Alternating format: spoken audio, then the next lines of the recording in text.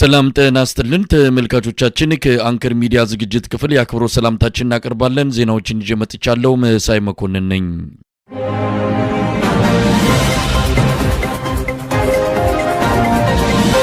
በማዕከላዊ ጎንደር ሻውራ በተደረገው ውጊያ ከፍተኛ ቁጥር ያለው የአገዛዙ ሰራዊት መማረኩ ተገለጸ።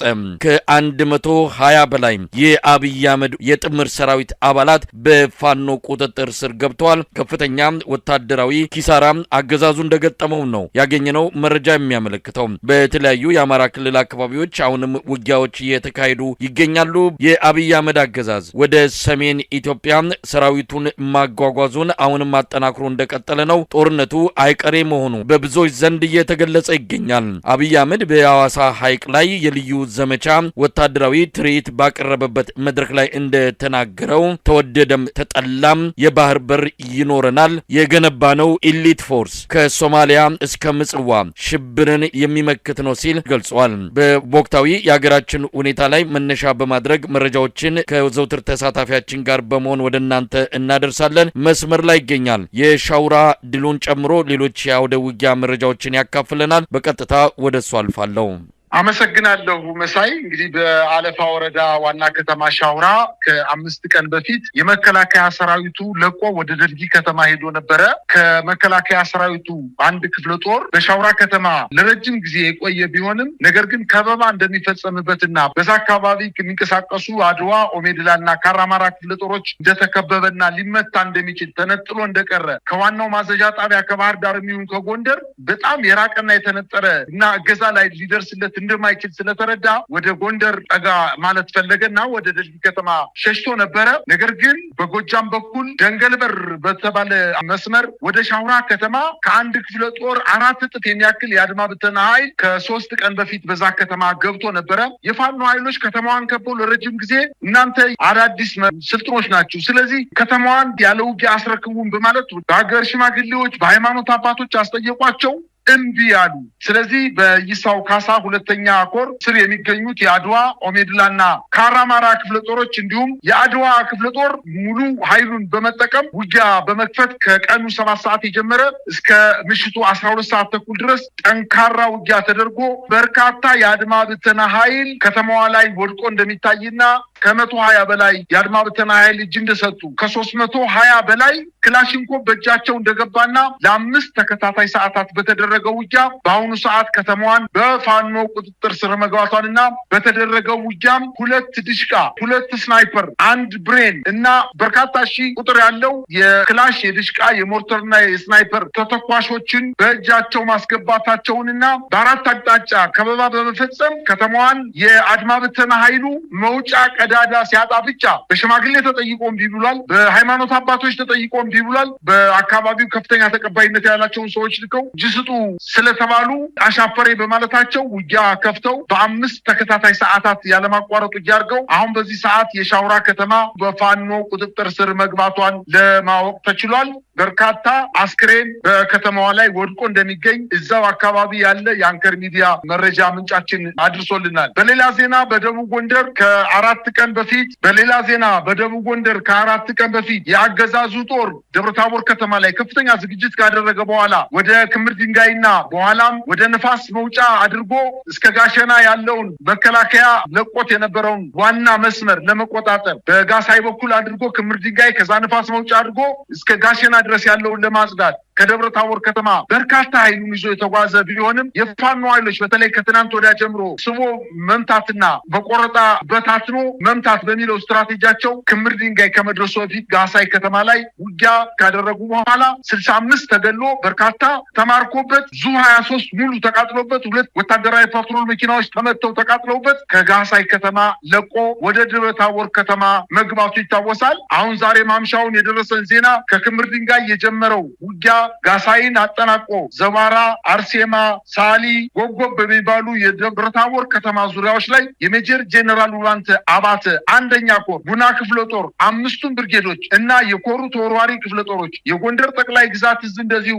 ተራራው ራስ ጉና ክፍለ ጦር በጥምረት በሰነዘሩት ማጥቃት በደብረታቦር ከተማ ወደ ውስጥ ገብተው በአገዛዙ ጦር ላይ የማጥቃት እንቅስቃሴ እንደጀመሩና አሁን ማምሻውን በከተማዋ ላይ የተኩስ ልውውጥ እየተደረገ እንደሆነና በአንዳንድ የከተማዋ ድንበሮችም የፋኖ ኃይሎች ወደ ከተማዋ እየተጠጉና እየገቡ እንደሚገኙ የመከላከያ ሰራዊቱና በተለይ ስፍር ቁጥር የሌለው የአድማ ብተና ኃይል መውጫ አጦ እጁን ለፋኖ ኃይሎች መስጠት መጀመሩን ለማወቅ ተችሏል። ዛሬ ደቡብ ጎንደር እንግዲህ ደብረታቦር ከተማ ተከታትለው በማጥቃት በተለይ ጎንደር መውጫ፣ ኪዳነ ምሕረት፣ ዳንጉስ፣ ቁላይ በተባሉ ቦታዎች ላይ ድምሰሳ መፈጸማቸውን ለማወቅ ተችሏል። ይህ በእንዲህ እንዳለ ዛሬም በወሎ ሚኒሊክ ዕዝ በጎንደር የበላይ ዘለቀ ዕዝ በጋራ ከጋሼና ተነስቶ ንፋስ መውጫን ለመቆጣጠር ከደብረታቦር እንዲሁም ተነስቶ ክምር ድንጋይን ለመቆጣጠርና ያንን ዋና የጎንደርና የጎጃምን እስከ ትግራይ የሚያዛልቀውን አስፋልት መንገድ ለመቆጣጠር ከፍተኛ ዝግጅት አድርጎ ከጋሼና ተነስቶ ንፋስ መውጫን ለመቆጣጠር እንዲሁም ከደብረታቦር ተነስቶ እስከ ንፋስ መውጫ ድረስ ለመገናኘት ያደረገው እንቅስቃሴ በሁለቱ የሚኒሊክ ዕዝና የበላይ ዘለቀ ዕዝ የጋራ ጥምረት ቦታውን ማጽናታቸውንና ከጋሼና ወደ ንፋስ መውጫ የመጣውን የአገዛዙን ጦር መተው መመለሳቸውን ለማወቅ ተችሏል። ይህ በእንዲህ እንዳለ በወሎ በወልዲያ ዙሪያ አሁንም ውጊያ እየተደረገ እንደሆነ የፋኖ ኃይሎች መረጃውን ያደረሱ ሲሆን ከወልዲያ ከተማ ተነስቶ ቆቦ አድርጎ ከባባድ መሳሪያዎችን ጭኖ ወደ ትግራይ እንቅስቃሴ ሊያደርግ የነበረውን ኃይል ገተው ወደ ወልዲያ እንደመለሱት መረጃዎች ያመላክታሉ። በሌላ ዜና እንግዲህ መካነ ሰላም አካባቢ እጅ የሚሰጠው የአድማ ብተና ኃይል ከፍተኛ ቁጥር ያለው መሆኑንና የሚኒሻ ኃይል አድማ ብተና ፖሊስ እምቢ ያሉትን ከ20 በላይ በመደምሰስ በርካቶችን ግን እጅ እንዲሰጡ ማድረጋቸውን ለማወቅ ተችሏል። እንግዲህ የአገዛዙ ጦር በበርካታ አካባቢዎች ላይ ዘመቻ ጀምሮ ሲመታበትና ጠንከር ያለ ሽንፈት ሲደርስበት መቋቋም ሲያቅተው አዳዲስ አጀንዳዎችን በመፈብረክ በኤፍራታና ግድም ወረዳ የአገዛዙ ጦር ድጋፍ እየሰጣቸው ከኦሮሚያ ልዩ ዞን እየተወረወሩ ያንን አካባቢ በማተራመስ ከመንግስት አቅጣጫ ተሰጥቶ ጥቃት መጀመራቸውን ለማወቅ ተችሏል። እንግዲህ አሁን እንደሚታወቀው ከዚህ በፊት አንጾኪያ ገምዛ ወረዳ መስኖና ጫንጮ በእጁጉቢ ካራቆሬ በሚባሉ አካባቢዎች ከኦሮሚያ ክልል እየተነሱ እነዚህን ከተሞች በሳት ማቃጠላቸውን ከዚህ በፊት ይታወቃል። በጣም ነው የማመሰግነው። እንግዲህ እነዚህ ድሎች ምን ይነግሩናል ነው የአማራ ፋኖ ብሔራዊ ንቅናቄ እንግዲህ ቀጣዩን እርምጃ በተመለከተ አሁን ቀጣዩ እርምጃ በአይነትም በመጠንም በስፋትም በተለየ ሁኔታ ሊከሰት የሚችል እንደሆነ ከወዲሁ መገመት የሚቻል ጉዳይ ነው። በዛ ዙሪያ ምክክሮች፣ ውይይቶች እየተደረጉ እንዳለ ነው የምንሰማው። በዚህ መሃል ሀገሪቱ በበርካታ ክስተቶች፣ ቀውሶች እንደዚሁ ተወጥራ የተያዘች ሆናለች። አብይ አህመድ ጦርነትን እየቀፈቀፈ ይገኛል። በሌላ እጁ ደግሞ የሰላም ተምሳሌት የልማት አርበኛ ሆኖ ለመታየት የሚያደርገው መፍጨርጨር በሚቆጣጠራቸው ቴሌቪዥኖች ላይ በድምቀት የሚታይ ጉዳይ ሆኗል። አብይ አህመድ በአማራ ክልል አቅም እያጠረው እንደመጣ ጦርነቱን የሚደግፍ የሰው ኃይልና የገንዘብ አቅሙ በከፍተኛ ደረጃ እየተመናመነ በአሁኑ ሰዓት በማንኛውም መልኩ በአማራ ክልል የሚደረገውን ጦርነት ለማስቀጠል የሚያስችል ቁመና እንደሌለው ከድምዳሜ ላይ ደርሰው ሁኔታውን እንዴት መለወጥ እንዳለባቸው እንዴት ጉዳዩን መቋጨት እንዳለባቸው የመከሩበት ነው። አብይ አህመድ በአሸናፊነት የአማራን ክልል አንበርክኬም ከዛም ወደ ትግራይ ወደ ኤርትራን በማማተር ሁሉንም ዝምጭጭ አሰኛለሁ የብልጽግናን መንግስት አዲስ አበባ ላይ አጸናለሁ ብሎ በጀብደኝነት ተነስተዋል። ምን ማለት እንችላለን? አሁን የሚያደርጋቸው አጠቃላይ እንቅስቃሴዎች በተለይ ወደ ሰሜን ኢትዮጵያ አካባቢ ጦርን እያጓጓዘ መሆኑ የአማራ ኃይልን መቋቋም አቅቶት ነገር ግን ለሌላ መጠነ ሰፊ ጥቃት እየተዘጋጀ መሆኑ ለብዙዎች ግራ የሚያጋባ ሆነዋል። የሰውየውንም ጤና ማጣት ከዚህ ጋር እያነሱ የሚጠቅሱ ወገኖችም አሉ። ምን ማለት ይቻላል? ዛሬ በወለጋ አካባቢ ሄዶ የተናገረውን ከሰሞኑ ሰምተናል። ሰሜኖች ተደራጅተው እየመጡብን ነው። የኦሮሞ ህዝብ ትግል የወለደው መንግስት ስለሆነ መንግስታችሁን ጠብቁ፣ ይህ መንግስት ማጠብቁ ከሆነ እንደለመዳችሁት ባሪያ ሆናችሁ ትኖራላችሁ በማለት ይህ መንግስት የኦሮሞ መንግስት ብቻ እንደሆነ አድርጎ ሌላው ህዝብ እንደማይደግፈው በመከፋፈልና በመበታተን የስልጣን ዘመኑን ለማራዘም ጥረት ያደረገው ሙከራ በሙሉ ከሸፈ።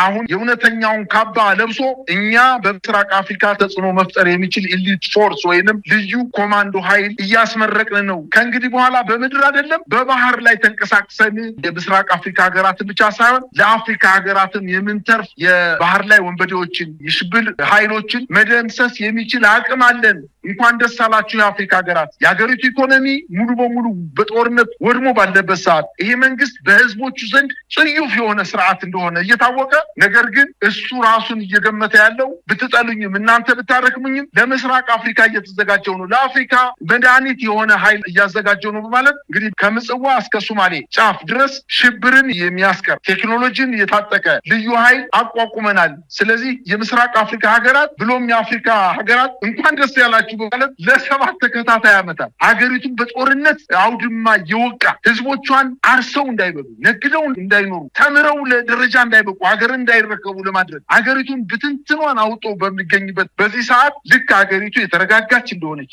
የአፍሪካ ሀገሮች የተረፈ ኃይል እንዳለው አድርጎ ቢናገረው በፍጹም የሀገሪቱን አጠቃላይ ሁኔታ የማይገልጽ መሆኑንና ፍርሃት የወለደው መፍረስ ጫፍ ላይ የደረሰ ስርዓት እንደሆነ ነው መገንዘብ የሚቻለው። በአጠቃላይ ይሄ 65ኛ ዓመት የልዩ ዘመቻ እዝ የተባለው ኃይል ከዚህ በፊት ምንም ታሪክ የሌለው በየትኛውም ሀገር ሂዶ ምንም አይነት ስራ ሰርቶ ማያውቅ ከዚህ በፊትም የተለየ ስም የነበረው በህወሓት ኢህአዴግ ጊዜ የአጋዚ ኮማንዶ የነበረ ኃይል በርካታ ጊዜ የፈረሰ በህዝብ የተጠላ የፖለቲካ አመፅ በሀገሪቱ ላይ በሚነሳበት ህዝብን ሲፈጅ የነበረ ኃይል እንደሆነ እየታወቀ ልክ ሀገርን ብቻ ሳይሆን ምስራቅ አፍሪካንም ከጥቃት ለመከላከል የተቋቋመ ኃይል ነው ወታደራዊ ትርኢት በማሳየት የእሱን ፎቶግራፍ በአየር ላይ እንዲታይ በማድረግ እንቅስቃሴ ሲያደርግ ነው የተመለከትነው። ይሄ ኮማንዶ ኃይል አየር ወለድ ኃይል የጸረ ሽብር ኃይል በውስጡ ያቀፈ ኃይል የተባለው ምናልባትም ስርዓቱን ለማስጠበቅ የተቀረጸ ኃይል ካልሆነ በስተቀር ኢትዮጵያን ከጥቃት የሚከላከል እንዳልሆነ የኢትዮጵያ አስጠንቅቆ የሚያውቀው ጉዳይ እንደሆነ ነው መረዳት እንችለው። መሳይ እንግዲህ በዚህ መድረክ ላይ የተናገራቸው ንግግሮች አሉ።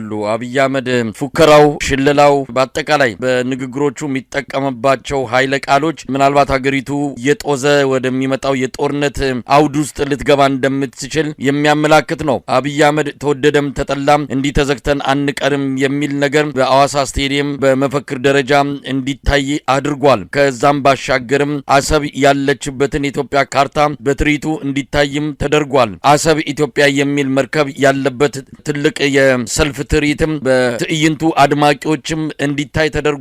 በአጠቃላይ አሰብን በቅርቡ በእጃችን እናስገባለን፣ በኃይላችን በጉልበትም ቢሆን ወደ ራሳችን ማድረጋችን አይቀርም የሚል ከፍተኛ ኃይለ ቃል የታጀበ ቆይታ ነበረ በሐዋሳ ስታዲየም ያደረገው። የሚናገራቸው ንግግሮች በተመለከተ ወታደራዊ ባለሙያዎችንም አነጋግረናል። አንዳንድ ከእውቀት ማነስ፣ ከልምድ ማነስ፣ ከብስለት ጉድለት ሰውየው ሁልጊዜ የሚታወቅባቸውን ነገሮችን ነው በሐዋሳው ስቴዲየም ላይ እንዲሰማ ያደረገው። በአጠቃላይ አብይ አህመድ ወደ ጦርነት ተንደርድሮ ሊገባ የሚችልበት ሁኔታ ሰፊ እንደሆነ እየተነገረ ነው ያለው። ይህንን ጦርነት ሊያስቀር የሚችል ምንድን ነው የሚለው ነገርም እንደዚሁ ወታደራዊ ባለሙያዎችንም የፖለቲካ ታዛቢዎችንም እያወያየ ያለ ጉዳይ ነው። አብይ አህመድ ከዚህ በኋላ ጦርነቱን ለማስቆም የሚችል አይደለም። ጦርነቱን ከማካሄድ ውጪ ወደኋላ ሊመለስ እንደማይችል ነው የሚገልጹት። ከዚህ አንጻር ትግራይ መሬት ላይ መርገጥ ያልቻለ ወደ ትግራይ አልፎ ተሻግሮ ውጊያ ለማድረግ የትግራይ ጊዜያዊ አስተዳደርን ፍቃድ እየጠበቀ ያለ ያ ደግሞ ፈጽሞ ሊሆን እንደማይችል በሚነገርበት ሁኔታ ከኤርትራ ጋር በየትኛው ምድር ላይ ሊዋጉ ይችላሉ የሚለው ምናልባት የአፋር ቡሬ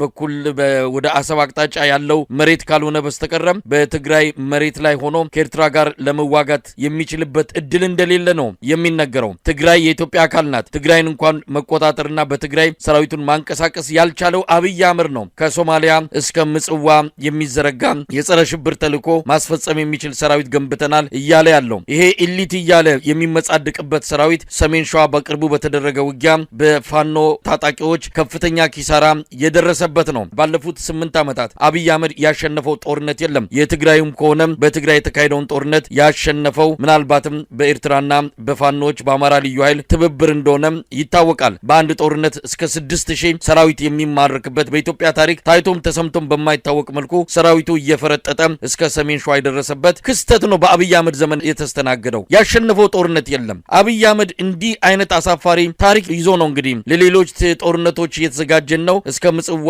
የሚዘረጋ ኃይል እየገነባን ነው እያለ የሚመጻደቀው። የተባበሩት መንግስታት ድርጅት አንድ ማዕቀብ እያዘጋጀ ነው። በሱዳን ጦርነት ውስጥ እጃቸው ያለበትን አካላት በሙሉ እያስጠነቀቀ ነው። አሜሪካን በዚህ ጉዳይ ላይ ቀጥ ያለ አቋም ይዛ እየመጣች ነው። አብይ አህመድ ሁለመናውን እዚህ ጦርነት ውስጥ አስገብተዋል። በአንድም ይሁን በሌላ ከታላላቅ የዓለም አቀፍ ተቋማትና ምዕራባውያን መንግስታት ጋር የሚያላትመውን አቋም ነው ይዞ እየፈረጠጠ ያለው አብይ አህመድ። ኢትዮጵያን ለሌላ ዙር መከራ፣ ለሌላ ዙር ጦርነት አንደርድሮ ሊያስገባት ጥድፊያ ላይ ይገኛል። መሳይ የመከላከያ ትልቁ ጉልበቱ የሪፐብሊካን ጋርድ ኮማንዶ አየር ወለድ እና ሌሎችም ኢሊት ያላቸውን አቅም ያላቸውን ወታደሮች አይደለም። ዋነኛው ትልቁ የመከላከያ ጉልበት ከኋላ ያለው የህዝብ ድጋፍ። አሁን በዚህ ጊዜ የኢትዮጵያ ህዝብ የኢትዮጵያን መንግስት እጅግ በጣም የሚጸየፈውና በጣም የናቀው ስርዓት እንደሆነ በደንብ አድርጎ አውቆታል። ይህ ሰውዬ ከስልጣን ቢወርድም የትም አይሄድም፣ ምንም ያተርፈው ኃይል የለም። ምናልባት የትግራይ ክልል ጊዜያዊ አስተዳደር የነበረው ጌታቸው ረዳ በህወሓት ፌደራል መንግስቱ ጦርነት ወቅት ኤርዶጋን አያድነውም ፑቲን አያድነውም እያለ እንደተናገረው ይህ ሰውዬ በስልጣንም ቢቀጥል ከስልጣንም ቢወርድ የሰራቸው ወንጀሎች የትየለሌ በመሆናቸው የትም ሊያመልጥ አይችልም። በዓለም አቀፍ ወንጀል በኢትዮጵያ ወንጀል እንኳን ባይጠየቅ በዓለም አቀፍ ወንጀል በሄግ ቀርቦ በኢትዮጵያ ላይ የፈጸመውን የዘር ጭፍጨፋ፣ ወታደራዊ ወንጀሎች፣ የጦር ወንጀሎች በአማራ ክልል፣ በኦሮሚያ ክልል፣ በትግራይ ክልል የፈጸመው አስገድዶ መድፈር ብቻ እድሜ ልክ ወይ ሞት ሊያስፈርድበት የሚችል ወንጀል እንደሰራ በደንብ አድርጎ አውቆታልና እስከ መጨረሻው የኢትዮጵያን ህዝብ በድሎ በስልጣን ላይ መቆየት ነው የሚፈልገው። ስለዚህ የህዝብ ድጋፍ እንደሌለው አውቋል። እሱ እንደሚለው በኢሊት ፎርስ ከሆነ ምናልባትም ከዚህ በፊት የዛሬና ያርገውና ጀነራል ጻድቃን በ12ኛውና በ10ኛው መቶ ክፍለ ዘመን የነበረውን በሰው ማዕበል አገርን መውረድ የሚገጥምህን ሰራዊት መጥቶ ማሸነፍ ቢሆን ኑሮ እነ ጻድቃን ይዘውት የመጡት ያኔ ከመከላከያ ጋር ገጥመው መከላከያን አሸንፈው አዲስ አበባ በ15 ቀን ይገቡ ነበረ። ምክንያቱም በሚሊዮን የሚቆጠር የሰው ኃይል ነበር ይዘው ከትግራይ የተነሱት። በሰው ኃይል ያሸነፈ ወይም በጦር መሳሪያ ያሸነፈ አገር የለም። ይሄ ስርዓት ወታደር የሚመካበት አንደኛው ምክንያቱ የህዝብ ድጋፍ ስለሌለ ነው። ብቸኛ ምሽጉ አሁን የቀረው መከላከያ ሰራዊት ደግሞ የተሰላቸ የደከመ የፈለከውን ያክል ብታስታጥቀው የፈለከውን ያክል ደሞዝ ብትከፍለው ምክንያት የሌለው ውጊያ ስለሆነ እያደረገ ያለው መሸነፉ አይቀርም። ነገር ግን ልክ ምንም እንዳልሆነ አይደለም ለኢትዮጵያ ለምስራቅ አፍሪካና ለአፍሪካ የተረፈም እንደሆነ የሚናገርበት ዋነኛ ምክንያት የመሸነፉ የመጀመሪያ ምዕራፍ ላይ የደረሰ መሆኑን አንደኛ እንደው የራሷ ሲያርባት የሰው ታማስላለች የሚባል አንድ አባባል ኢትዮጵያ ውስጥ የራሱን ህዝብ በድሮን እየፈጀ የራሱን የተማረከ መከላከያ ሰራዊት እየፈለገ ያደነ በአማራ ክልል በፋኖ ቁጥጥር ስር የሚገኙ የመከላከያ ሰራዊት በመቶዎች የሚቆጠሩ ወታደሮችን የራሱን ህይወታቸውን ገብረው ስርዓቱን ሊያቆዩለት የዘመቱ ወታደሮችን በድሮን እየፈጀ ያለ መንግስት እንደው ተርፎ አልፎ ሂዶ ለምስራቅ አፍሪካና ለአፍሪካ የሚተርፍ ጦር አለኝ ማለት ከሞከረው እስኪ እንግዲህ ይሞክረውና ይየው የኢትዮጵያ ህዝብ የሚደግፈው ከሆነና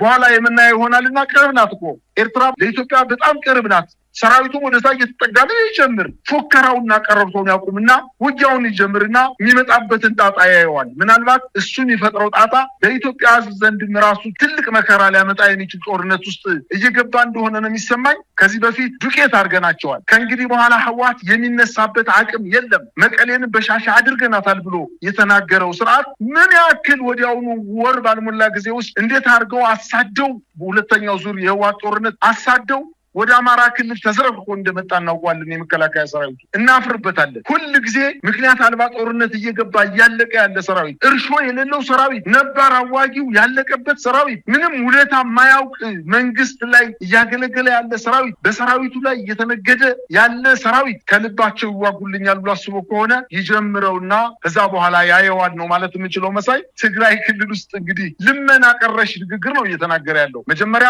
ትግራይ ክልል ከፌደራል መንግስቱ ጋር ተወያይቶ የነባሩን የሰሜን እዝ ሰራዊቱ እንዲገባ የትግራይ ክልላዊ መንግስት ፍቃድ ሰጠ በማለት የተሳሳተ መረጃ ቀረቡ። ወዲያውኑ ሳይድር የትግራይ ክልል ጊዜያዊ አስተዳደር ጊዜያዊ ፕሬዚደንቱ ሌተናንት ጀነራል ታደሰ ወረደ ሐሰተኛ ወሬ ነው፣ እኛ አልፈቀድንም፣ የፕሪቶሪያው ስምምነት መከላከያ ሰራዊት የሚገባው የተጠየቁ ጥያቄዎችን መመለስ ሲቻል እንጂ አሁን በፈቅደን የምናስገባው አይደለም ሲል በክልላቸው እንዳይገቡ ትግራይ ክልል አገደች በማለት እንደገና መልሰው ወደ ልመናን ሄዱትና በአጠቃላይ ትናንት የተናገረውን ዛሬ የማይናገር እሱ የተናገረው እሱ የፎከረበት ሜዳ ድል የተገኘበት አንድም አካባቢ ያላየን መሆኑንና እሱ የላካቸው ሰራዊት ምናልባትም በተሳሳተ መንገድ ገብተውም እንኳን ቢሆን አንድ ሰዓት ባልሞላ ውጊያ ውስጥ እየተማረከ እየተበተነ የያዘውን መሳሪያ እያስረከበ ምናልባትም በፋኖ አመራሮች ጀነራል ብርሃኑ ጁላን ምንድነው የሚሉት አስታጥቄ ዲሽቃ አስታጠቀ፣ ሞርተር አስታጠቀ፣ ስናይፐር አስታጠቀ።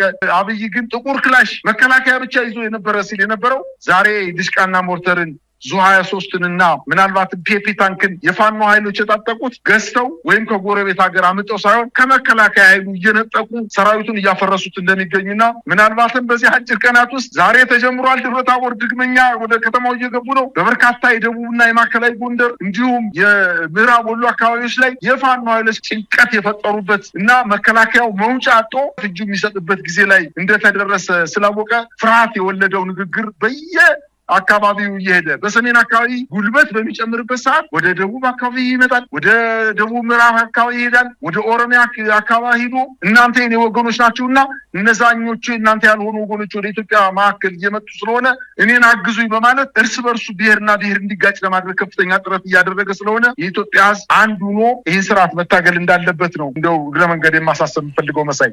በጣም ነው አመሰግነው። እንግዲህ የአብይ አህመድ አገዛዝ ቀደም ሲል በመግቢያችን እንዳልነውም ሁለት ነገሮችን አቋሞችን በአንድ ጊዜ በአገሪቱ ውስጥ ማስኬድ የሚፈልግ ተራ ጀብደኛ ነው። ልማትንም ጦርነትንም ሰላምንም እንዲሁ ግጭትንም በኩል ማስተናገድ ይቻላል ብሎ በሁለቱም በኩል ከፍተኛ የሆነ የፕሮፓጋንዳ ዘመቻ እያካሄደ ከስራው ይልቅ ቴሌቪዥን ላይ የሚበዛው የሱ ጩኸት ነው እንግዲህ ሀገር ምድሩን ያደበላለቀው። መቼ ነው እንደው ይሄ ሰውዬ ቁጭ ብሎ ሀገሪቱ የምትፈልገውን የሚያስፈልጋትን ህመሟን የምታክም ትክክለኛ ችግሯን የምትፈታበትን መፍትሄ የሚሰጠው ተብሎ ሲጠበቅ እሱ እረፍት የለውም፣ መዞር ነው ስራው። ሳይክል ሲነዳ፣ ኳስ ሲጠልዝ ትዕይንት ነው ለኢትዮጵያ ህዝብ እያሳየ ያለው። ስራውን ጨርሶ ጣጣውን ጨርሶ የቤት ስራውን አጠናቆ ነው እንዳይባል ሀገሪቱ በችግር በአንድ እግሯ ቆማ ከመቼ ሀገር ይፈርሳል ብሎ ህዝቡ ከፍተኛ ስጋት ውስጥ ነው ያለው። ነገር ግን ያን የሚያይ አይን የሚሰማ ጆሮም የለውም፣ ልቦናው ተደፍኗል። የሚናገረውን መልሶ እያዳመጠ በራሱ የሚረካ ሀገርንም ወደ ገደል እየከተተ ያለ እጅግ በጣም ነውረኛ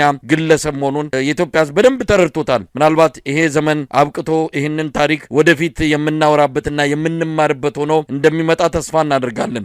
አንዴ መጨረሻ ግን እንደው ከመለያየታችን በፊት ይህን ያህል ትልቅ ነገር ነው ብዬ ሳይሆን ግን እንደው ከአብይ አህመድ ጋር የተጠጉ ባለስልጣናት መጨረሻቸው እንደው ህዝብም ይቅር ሳይላቸው ህዝብን እንደበደሉ እንግዲህ ከዚህ በኋላ ያው የፈጣሪ ስራ ነው፣ በፈጣሪ ስራ ውስጥ መግባት አያስፈልግም።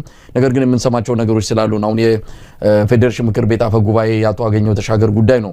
አቶ አገኘሁ ተሻገር ባለው መረጃ ጤናው እየተሻሻለ አይደለም፣ ከፍተኛ ችግር ውስጥ እንዳለ በተለይ ከአእምሮ ጋር በተያያዘ የገጠመው የአደጋ የመርሳትና ሌሎች ችግሮችን እንደዚሁም ሌላ በጣም ጠንከር ያለ የጤና ችግሮች እንደደረሱበት ነው የሚነገረው። ያንን ተከትሎ የፌዴሬሽን አፈ ጉባኤን ምክትሏን ወደ ዋና በሱ ቦታ ለማድረግ እንቅስቃሴ መጀመሩን እየሰማን ነው። እንግዲህ ማረጋገጫ አላገኘንም፣ ግን እንዲህ አይነት ጭምጭምታዎች አሉ።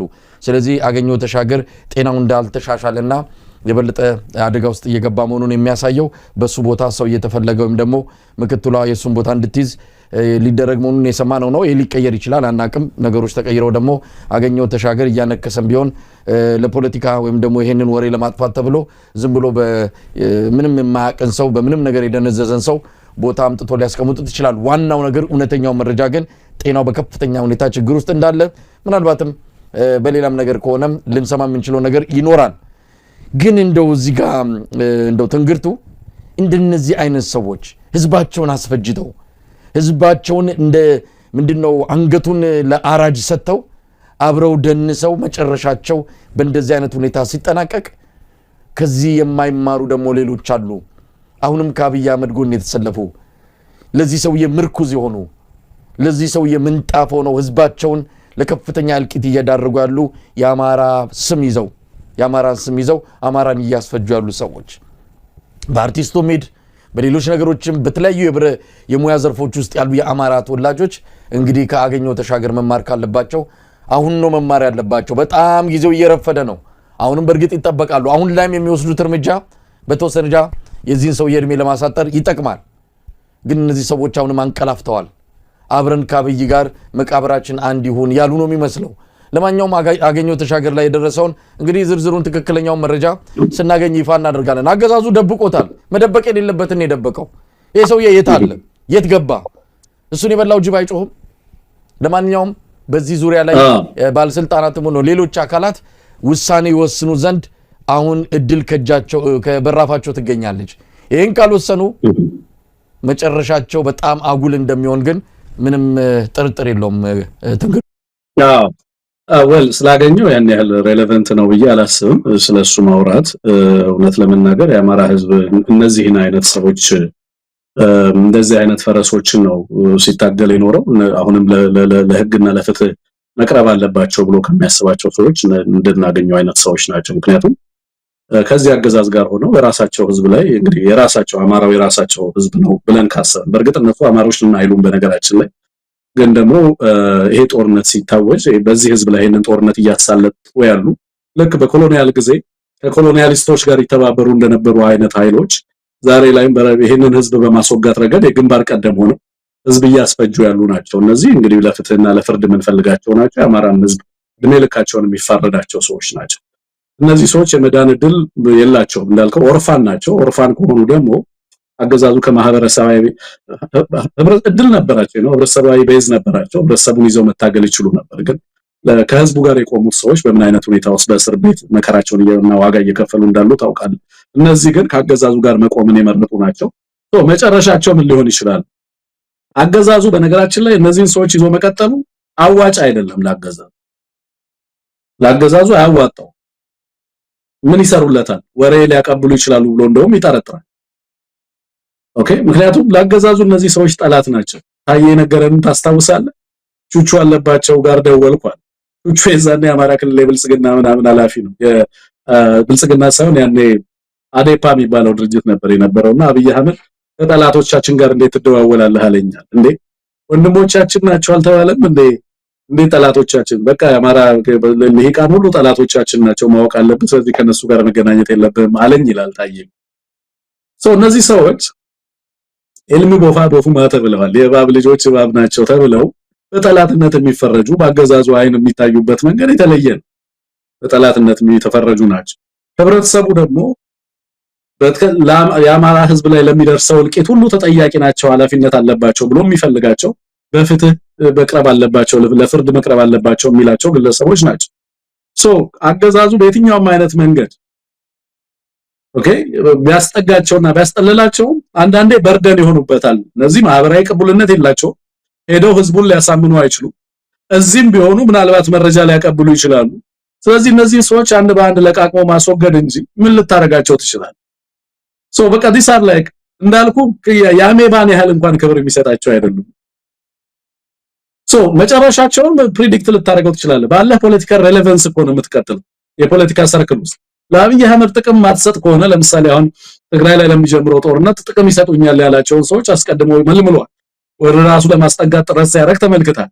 እነዚህም አማራው ላይ ጦርነት ለማስጀመር ጠቀሙት፣ ግን ጦርነቱ እሱ የሚቆጣጠረው አልሆነም አሁን። ስለዚህ ምንም ጥቅም የላቸውም፣ ፋይዳ የላቸውም። ኦፍ ኮርስ አሁን የዚህ ምክክር ኮሚሽኑ ውጤትና ሪኮሜንዴሽን እስኪጸድቅ ድረስ ሊያቆያቸው ይችላል። ከዛ በኋላ ግን ጀነራሎቹ በላቸው ባለስልጣናቶቹ በላቸው አብዛኞቹ ሬሌቫንት ናቸው ፖለቲካሊ ስፒኪንግ። ኦሬዲ ሞተዋል እና እነዚህ ሰዎች በህይወት ከለቀቃቸው መረጃ ያወጣሉ። ስለዚህ በመኪና አደጋ፣ በአውሮፕላን አደጋ፣ በህክምና ወቅት እንደሞቱ ማድረግ ነው የሚኖርበት ማለት ነው ዛስ አብይ አህመድ። በዛ መንገድ ነው የሚሄዱት። ማናቀው አይደለም እኮ ማን በምን መንገድ ሊሞት ይችላል የሚለውን ነው ማናውቀው እንጂ አብዛኛው መቼ እንደሚሰናበት ግልጽ ነው ማለት ነው። ግልጽ ነው እና ብዙም በእነዚህ ሰዎች ላይና ሌሎቹ ባላቸው አሁን እነ ብርሃኑ አሁን ፖለቲካሊ አሉ ማለት ነው። መሳይ ብዙ ጊዜ ፕሮግራም ስለምትሰራበት ነው በነገራችን ላይ ምንድነው ሚናቸው? መኖራቸው ለአብይ አህመድ ምን ይጠቅመዋል? ለአብይ አህመድ የጠቀመው ጥቅም ለሌሎች ሀገራት ምናምን ሲሄድ ምን ይላቸዋል?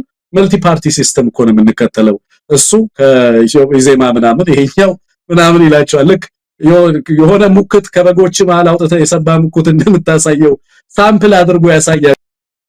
እቺ እንደውም ኢትዮጵያ ውስጥ ህብረ ብሔራዊ ፖለቲካ እንዳይኖር ለአፋኝና ለአባገነን አገዛዝ ሰዎች በምን ልክ ሊተባበሩ ይችላሉ የሚለውን ሌሰን የቀሰምንባቸው። እውነት ለመናገር ሰው በዚህ ልክ ከህብረተሰቡ ሊነጠል ይችላል ወይ ከወገኑ ሊነጠል ይችላል ወይ የሚለውንም በአንዳንዶቹ እንድንማር ያደረገ ነው መሳይ። ሰው ከዚህ አንፃር ቀጣይ ጣፈንታቸው ምን ሊሆን እንደሚችል ተገማች ነው ልልህ ነው። ግን ለኛ ብዙ ጉዳያችን ነው ብዬ አላምንም። ሰንግርቱ በጣም ነው ማመሰግነው። በእውነት በጣም ነው ማመሰግነው። በጣም ነገሮች በፍጥነት እየተቀያየሩ ነው ያሉት። ይሄ ክረምትም ብዙ ነገሮችን ሊያሳየን ይችላል። አብይ አህመድም እቺን ክረምት ካለፍኩ ብሎ በጸሎትም በሴራም በብዙ ነገር ስራዎችን እየሰራ እንዳለ እናውቃለን። በርግጥ የተለየ ነገርም ካልተፈጠረ ግን እቺን ክረምት ስላለፈ ሌሎች 2 እና 3 ክረምቶች በሚቀጥለው ያያል ማለት አይደለም። ይሄን የመጨረሻ ክረምት እንዲያደርገው ትግሉ ተቀጣጥሎ ቀጥሏል።